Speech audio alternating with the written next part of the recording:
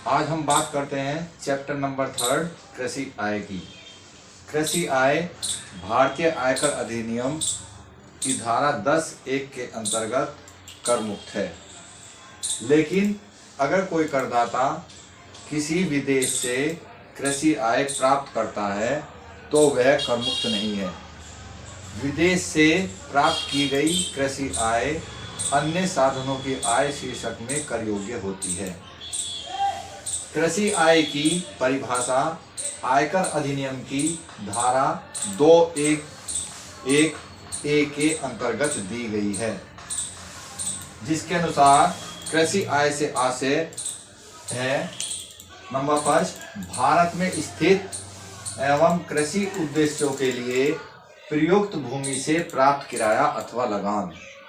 Number 2 ऐसी भूमि से प्राप्त आय जो कृषि करने से हो।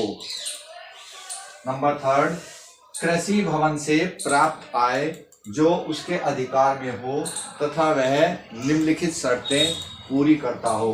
अब निम्नलिखित शर्तें कौन कौन सी हैं? नंबर 1 है भूमि पर उपजकर्ता का अधिकार होना आवश्यक है। नंबर 2 ऐसा भवन कृषि भूमि पर हो या कृषि भूमि के बिल्कुल निकट होना चाहिए। नंबर 3 ऐसी भूमि पर भारत में कर लगाया जाता हो या लगान लगाया जाता हो। कुछ ऐसी दशाएं होती हैं जिनमें कृषि भूमि को पूंजी संपत्ति मान लिया जाता है। वो कौन कौन सी दशाएं हैं? उसमें नंबर 1 है 10,000 से अधिक जनसंख्या वाले क्षेत्र में होने पर और नगर पालिका की सीमा से 8 किलोमीटर के दायरे में होने पर कृषि भूमि को पूंजी संपत्ति मान लिया जाता है। यदि हम आकाशीय मार्ग से नापने की बात करें तो उसके अंतर्गत फर्स्ट पॉइंट है 10,000 से अधिक किंतु 1 लाख से अधिक जनसंख्या नहीं होनी चाहिए और नगर पालिका की सीमा से 2 किलोमीटर के अंतर्गत वह भूमि आनी चाहिए। नंबर 2 है 1 लाख से अधिक जनसंख्या होनी चाहिए किंतु 10 लाख से अधिक नहीं होनी चाहिए और कृषि भूमि नगर पालिका की सीमा से 6 किलोमीटर के दायरे में स्थित होनी चाहिए। नंबर 3 है 10 लाख से अधिक जनसंख्या होने पर नगर पालिका की सीमा से 8 किलोमीटर के दायरे में कृषि भूमि होना जरूरी है। अर्थात ये सब कंडीशन आपकी कब होती हैं? जब हम कृषि भूमि को आकाशीय मार्ग से नापते हैं, तब ये कंडीशंस आपकी अप्लाई होती हैं। तो कृषि आय के प्रकार। कृषि आय के ये प्रकार निम्नलिखित हैं। इसमें नंबर 1 है कृषि भूमि से प्राप्त किराया। कृषि भूमि से प्राप्त किराया। नंबर 2 है कृषि क्रिया करने से आय। कृषि क्रिया मतलब जैसे हम भूमि को जोतते हैं, उसमें बीज बोते हैं, ये सब क्या कहलाती हैं? कृषि क्रिया कहलाती हैं।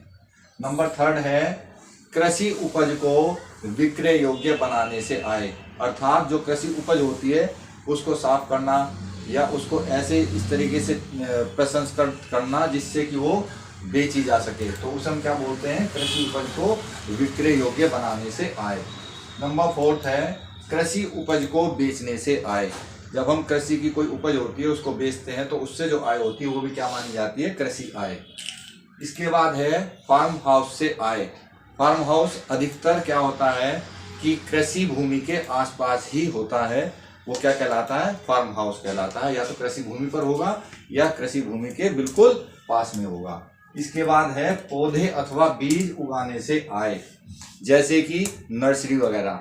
जो नर्सरी वगैरह की इनकम होती है, आय होती है, वो क्या मानी जाती है?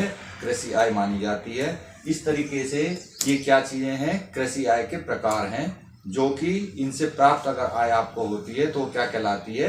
कृषि आय कहलाती है।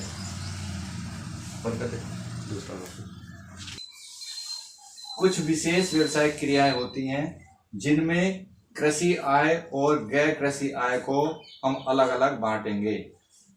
ऐसे व्यवसाय कौन कौन से हैं? नंबर फर्स्ट है चाय का उत्पादन एवं विक्रय संबंधी व्यवसायिक क्रिया से आय। ये नियम 8 के अंतर्गत आती है। ऐसी आय का 60% कृषि आय माना जाता है और 40% गैर कृषि आय माना जाता है। नंबर 2 है भारत में उगाई गई एवं शुद्ध की गई कॉफी के विक्रय से आय। यह नियम 7B फर्स्ट के अंतर्गत आती है।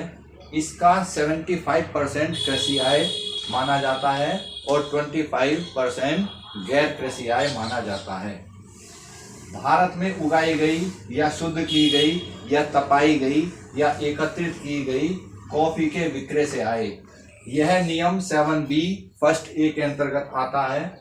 इसका 60% कृषि आय और 40% गैर कृषि आय मानी जाती है। भारत में उगाए गए रबर के पौधे से निर्मित रबर के घोल बनाने से आय नियम 7A के अंतर्गत आता है। इसका 65% कृषि आय और 35% गैर कृषि आय माना जाता है।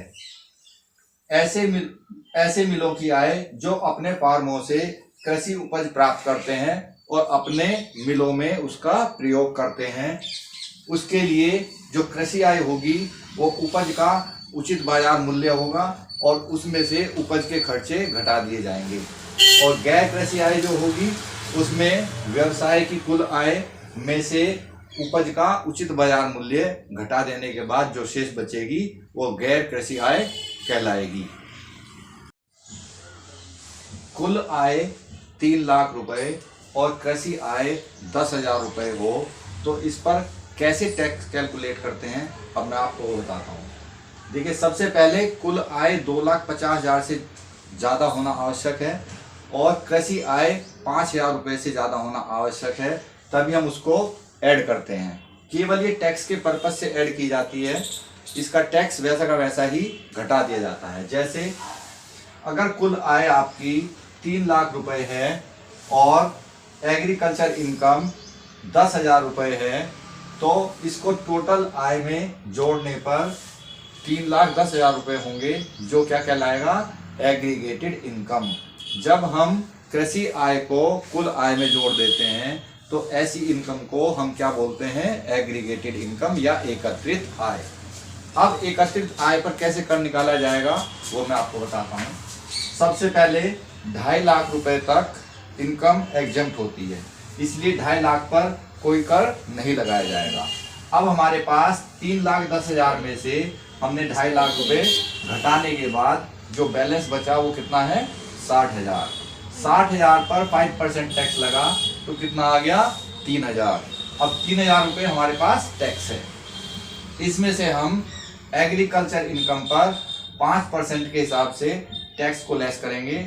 10,000 का 5% निकाला, कितना आया? 500। 3,000 में से हमने 500 को लेस किया तो कितना आ गया? 2,500। अब इसके बाद हम ये देखेंगे कि क्या हमारी आय 5 लाख रुपए से कम है या नहीं।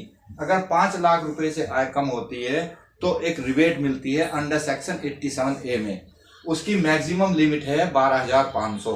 यहाँ पर हमारे पास केवल 2,500 रुपये हैं, इसलिए 87A में 2,500 रुपये लेस हो जाएंगे क्योंकि 12,500 अवेलेबल नहीं है। ठीक, अगर आपको ये वीडियो अच्छा लगे तो आप इसको सब्सक्राइब करें, लाइक करें और कमेंट के द्वारा अपनी क्वेरी को सोल्व कराएं। कोई भी प्रॉब्लम हो तो आप क्वेरी कमेंट कर दें, फिर मैं आपको उसका प्रॉपर उत्तर दूंगा। Thank you.